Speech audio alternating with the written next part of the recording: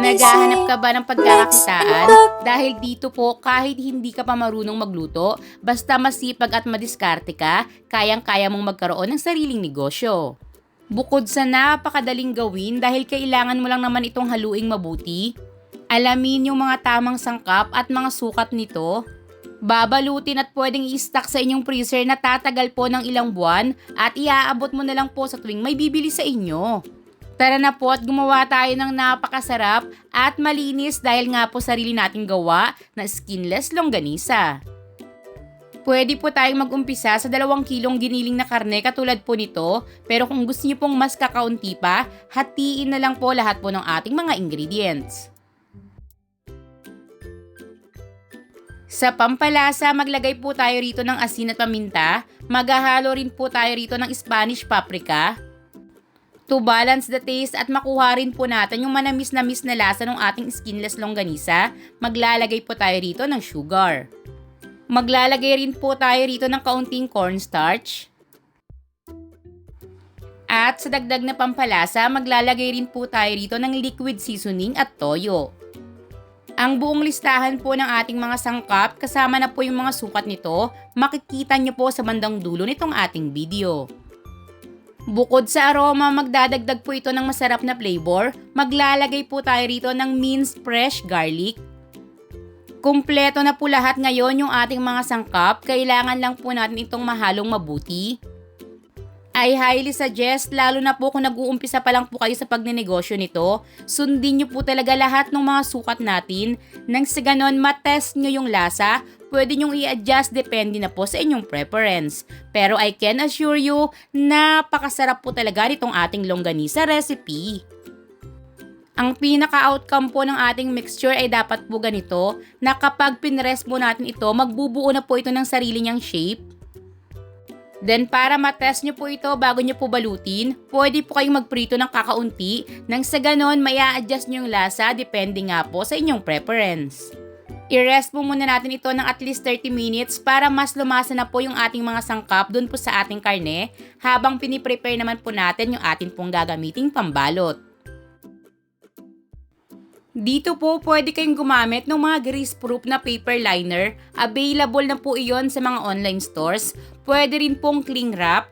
Pero kung sakali nga na mag-uumpisa pa lang kayo at hindi pa available yung mga yan sa inyo, pwede po kayong gumamit ng regular na plastic labo. Madalas po itong nabibili sa mga suki nyong tindahan at sa mga palengke. Bali tatanggalin lang po natin yung mga saradong parte nito at hahatiin po natin ito sa 4.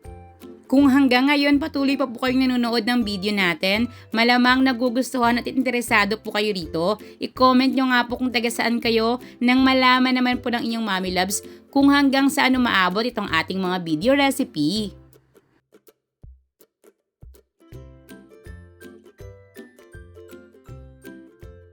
Depende na po ito sa inyo, pero sa akin, bawat pack po or bawat piraso po ng ating skinless longganisa, 50 grams po ng ating mixture yung aking pong inilagay. Kung medyo mahaba na medyo payat or maliit na medyo mataba, nakadepende na po ito sa inyo. Depende na po kung paano niyo po ihuhugis yung inyong pong skinless longganisa. Kung sakaling nag-umpisa na po kayong magnegosyo ng mga frozen foods, pwede nyo na pong dagdagan itong inyong longganisa. Pwede nyo na rin pong gawin yung ating homemade tocino. May recipe na rin po tayo niyan.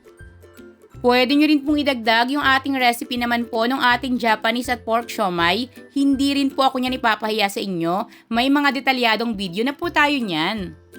At kapag unti-unti nyo na pong na-enjoy yung inyong negosyo, nakikita nyo na po kung paano yung pagkita rito, pwede pa po kayong magdagdag. May recipe rin po tayo ng pang-negosyo naman po nating siopaw. Doon po ipinakita ko kung paano mananatiling maputi at makinis yung ating siopaw. At the same time, hindi po ito umiimpis once na ito po ay naluto na. Pwede po muna natin itong i-freezer ng at least 1 hour bago po natin ito ipack. Nang sa ganon, mas madali na po itong i-handle at mas madali na pong ipasok sa mga plastic. After pong ma-freezer, mas magiging firm na po ito. Then sa packaging po, nakadepende po ito sa inyo. Pero dito magpapakita po ako sa inyo ng isang murang packaging na mabibili rin po sa mga palengke. Medyo makapal-kapal po yung plastic na ito, 6 by 8 inches po yung size. Then, sa bawat plastic po, maglalagay ako ng 5 piraso. Dahil nga po, 50 grams bawat isa ng ating longganisa, 250 grams or 1/4 kilo po yung ating per pack. Sa pagsisealed naman po nito, kung sakaling hindi pa po available sa inyo yung mga electric sealer, pwede po kayong gumamit ng kandila, yung unti-unti pong pinapasok yung pinakadulo hanggang sa mag-sealed po ito. Dahil katulad nga po nung sinabi ko sa inyo, basta masipag kayo at madiskarte, pwedeng-pwede nyo po itong gawing pang negosyo. Dito po sa ating recipe, makakagawa po kayo ng 57 pieces, bali 11 packs lang po at may sobra pong 2 piraso yung aking nagawa. Dahil nga po per pack, 5 piraso po yung ating inilagay. Pwede nyo po itong lagyan ng inyong pangalan na may contact number, nang sa susunod po mas madali na po silang makabili. At sana nga po ay muling nakapagbahagi sa inyo ngayon ng inyong Mommy Loves ng isang makabuluhang video. Makatulong po sana ito sa mga nag-uumpisa pa pong magnegosyo. Once na masubukan nyo na po itong ating recipe, sana po ay itag nyo ang Mix and Cook nang malaman naman po ng inyong Mommy Loves kung paanong nakatulong yung ating mga recipe sa inyo.